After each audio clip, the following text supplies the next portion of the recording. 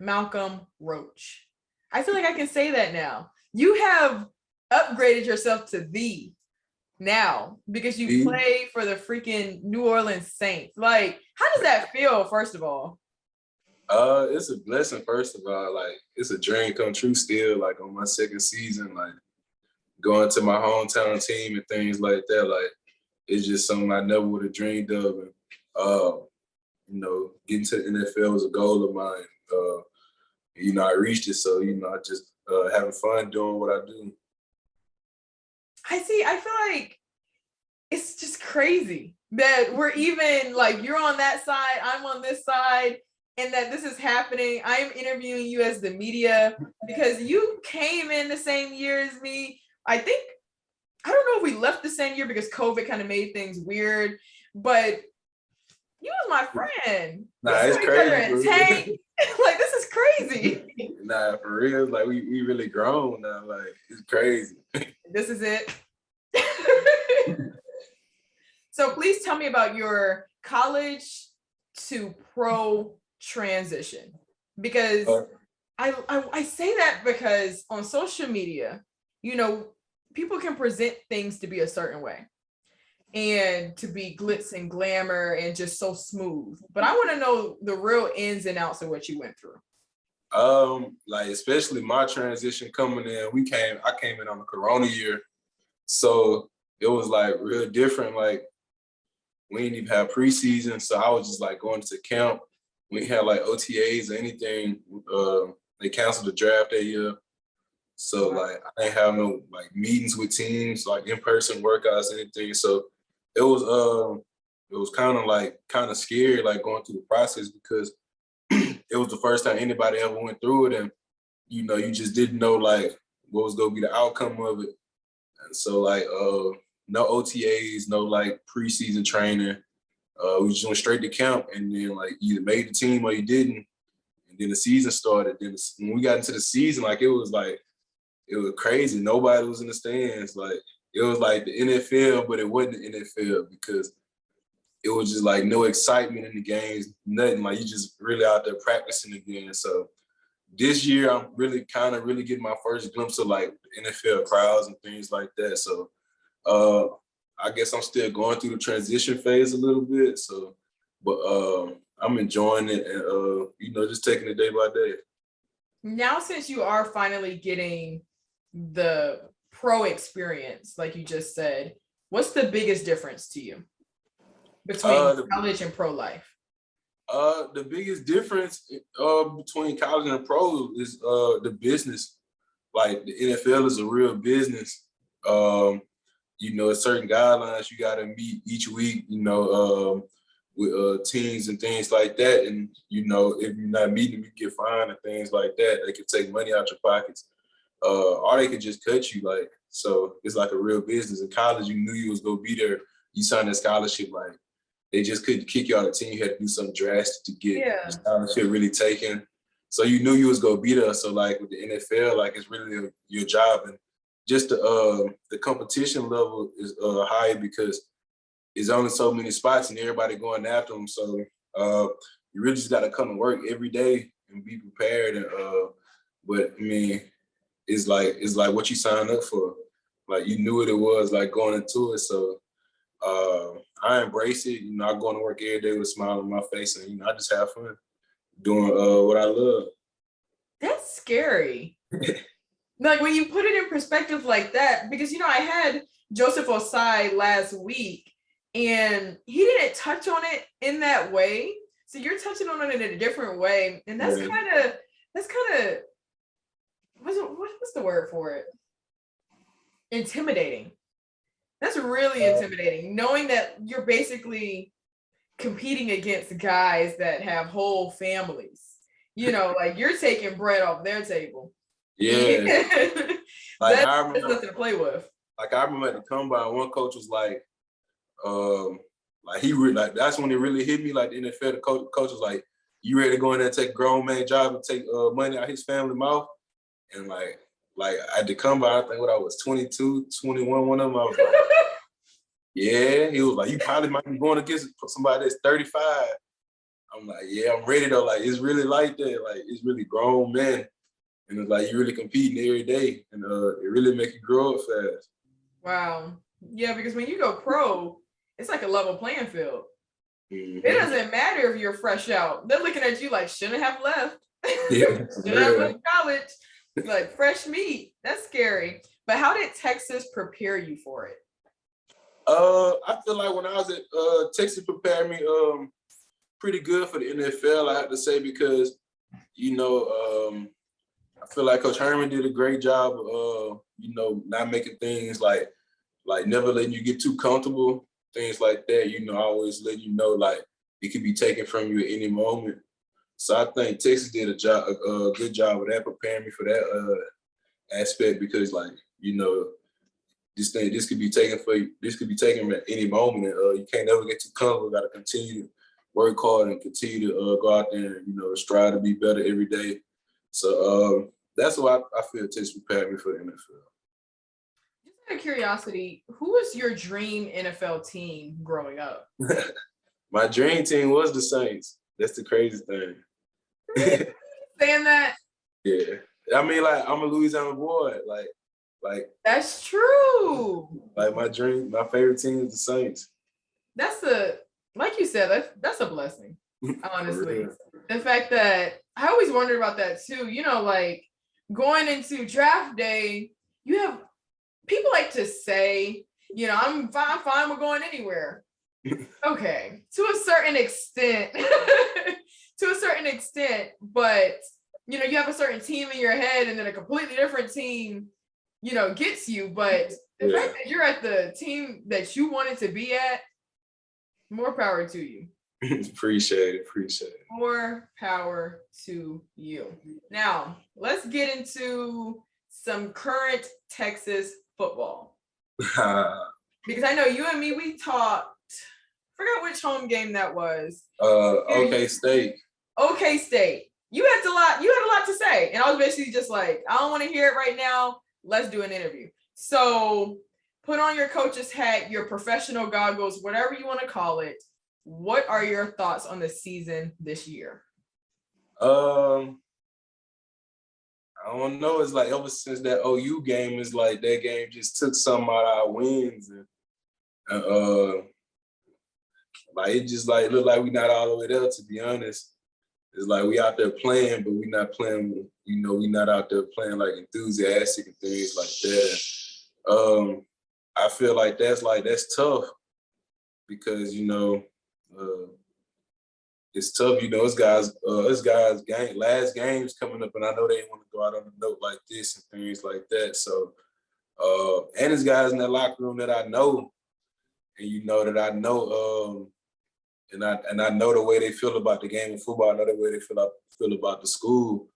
So it's tough to see it, you know, because, you know, I got love for those guys, but at the same time, I'm not in that locker room anymore. In like the current locker room that it is right now, you know, I'm not in that, so I can't really say what's going on because I really don't know. Mm-hmm. But from the outside looking in, it just looked like that. It looked like a lot of guys not bought in as much, or they were bought in and then they stopped believing, like after the Oklahoma game, because before we played Oklahoma, like we were looking good, and it's like ever since that game, it's just like a lot of guys just not bought in anymore. Like with the bet, the only thing I could say, you gotta, you gotta cut the people that's not bought in. Like, you gotta let them go, because you can't build a program when everybody not bought in. So that's like how I feel about it. So, like you said, freshly coming out, like you were just a Texas Longhorn, pretty much. So you know how tough it can be. Mm-hmm. Even you being a professional athlete right now. You say that the guys aren't bought in. How do you remain bought in when, frankly, they keep losing? Like, you know, that is a difficult thing to do. It's easy to buy in when you're doing well, but when things get tough, what do you say to yourself? Because I know, you know, when you were at Texas, y'all had some tough years too. And that's why I had to say, like, when we went through, because I remember like my first 2 years, I think we went 5-7. Then my sophomore year, I think we went 6-6, 7-6, one of them. But like it wasn't good. But like the thing that kept us bought in was because we were so close. We were so close as a team. Like it got to the point where okay, we were losing, but you had so much love for the dude that you was playing with that you was like you still go out there and play as hard as you could play for him and things like that. Like, you know, just strain a little bit extra harder because like we were like I never like it's crazy because we talk about it to the guys in the room, me and LJ, like we really was a family at Texas. Like it's some guys on teams don't even know they people on their teams' names. Like we really was a family at Texas. Like and like we like a lot of still talk to this day. Like every day, like we was really a big family. So when you going out there and playing for like something bigger than you go stay bought in. Like even if you're not winning, and then also we still was having fun playing. Like that's the crazy thing. Like we weren't winning, but like playing football, we still was having fun out there. And that's another thing. Like when I see the team playing, they don't look like they really having fun out there playing. It's like they more worried about not messing up instead of just going out there and just having fun like they did in high school up there. That's a really great perspective. Yeah. Y'all were like a family. Like even like you know, like you experienced it. You was there with us. Like we'll be in the tank and it'll be 35 dudes at one table. It sure was. Like, or like it'll be a weekend. Everybody in the same spot, like no matter who it is on the team, and nobody was treated like any lesser or like any greater. Like it was really like a family. That's a fact. And I think this might be a stretch, but since we're friends, we can get into it.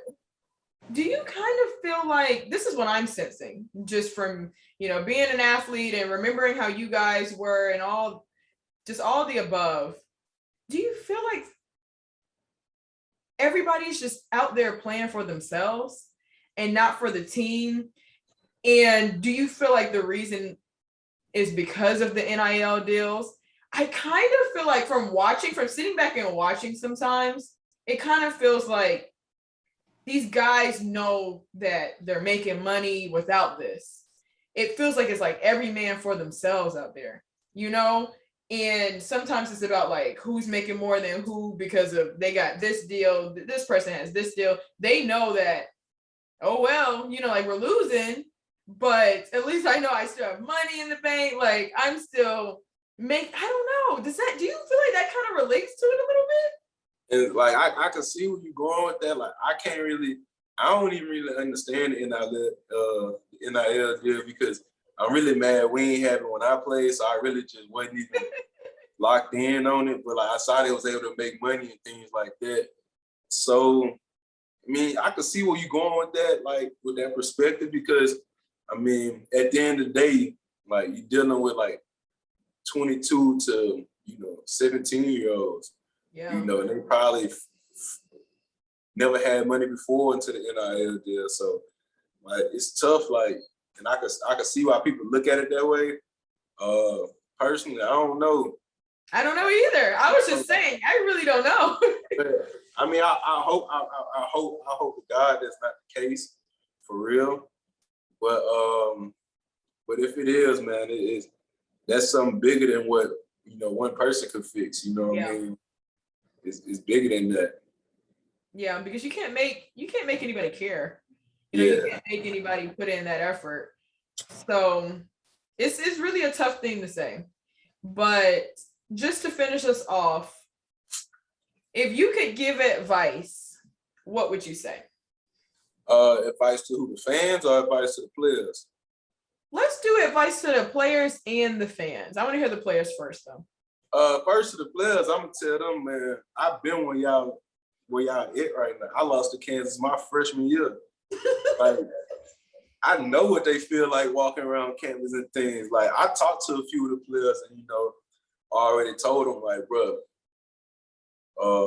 you really can't get no lower than this. Like I told her, I was like, bro, once we lost to Kansas, we looked at it like we can't get no lower than this, so might as well start, going up. And it really just make you look in the mirror. And like I say, you gonna really find out who really with you in times like this, for real. Fans, family, teammates, coaches. Because we found out who was really with us in times like that. Like when we lost, and that loss really kind of made us stronger as a group of brothers. It brought us together because we was all we had. Like for real, like walking around campus, people not even talking to you. Like the people you would speak to you not saying nothing to you no more. Like you really all you got in that moment. So I just tell them, bro, stick together. Just don't let the loss or don't let the season make you lose faith. I feel like it was a great energy that Coach Sark brought to the program, and we got to get that energy that we had when he was first there back. And like those first 4 games, the energy they had, like they was really out there playing good. But to the fans, bro, like, I mean, it just like the fans just show their true colors. Like when moments like this happen, like, yeah, like, cause I feel like if you a fan no matter what. Like, no matter things going good, things going bad. You a fan for that Longhorn. You're not a fan for like, you become fans for the players and things like that. But at the end of the day, you a fan for the school. Like, so I feel like no matter what, like, if you're a true fan, you'll stick it out through thick or thin. Like, you're a front running fan. Like, you showing your true colors right now, because I know you're not with us right now. So, but we'll prevail through this. We're gonna get through this. And I got faith in them boys for real. And I love them boys. And they go get through this for real. Yeah, I think they will too. And now since I'm on the fan side, I'm not going anywhere. So it is what it is. But that's what I'm saying. Like, what I mean? Like, think of like, hold on. I had to go through, now since we can actually talk about it, I had to go through y'all. For the viewers, yeah, they would lose to Kansas. It was some team that y'all beat Notre Dame. Yeah. What? Notre Dame sucked that year too, though. That's the crazy thing. They ended up being cool that year too. It's like we would go up and then we would go down. But what was funny is that when y'all would be down, y'all would still be on 6th Street. Bro, because we looked at it like this. We looked at it like this for real. Like, at the end of the day, we was in college. Like, that's the only time, like, them 4 years in college is some of the greatest time I had.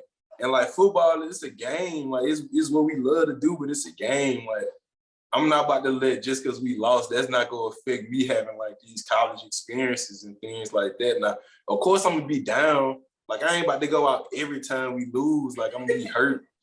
But like, and like, don't get me wrong, just because I'm out don't mean I'm not, mad that we lost. Like, but at the end of the day, like, we were still like 18, 19-year-olds. Like, we trying to enjoy college just like the regular student enjoying college. Like, and just because we lost, like, we still want to go have a good time on Saturday night. That's our only free time. Like, we get out, we finally get some free time. They want us to go sit up in our dorm. Oh my gosh. It was like LJ, PJ, like, what are y'all doing here? For real, but hey, like I told you, like, stuff like that brought us closer together, because like, at the end of the day, we knew like we was all we had. And like, we really didn't really care about other people's opinions. Like, because like, people was gonna hate regardless. Yeah. That's the crazy thing. I ask people why they don't like Texas. They don't even tell me why they don't like Texas. They just don't like us, bro. It's crazy. They're gonna hate you if you're up, hate you when you're down. So it really doesn't matter. Really don't matter. If we win, they gonna say we ain't win by enough. I can't wait to quote this. Like, take this out when we post it.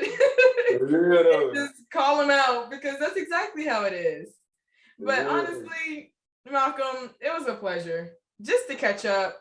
The fact that you even said yes was more than enough for me. We need a little bit of just fresh air on the Orange Bloods board and just on the YouTube, just in general. And I really feel like people like you and Joseph are just like signs of hope because you guys went through it too. You know, it happens.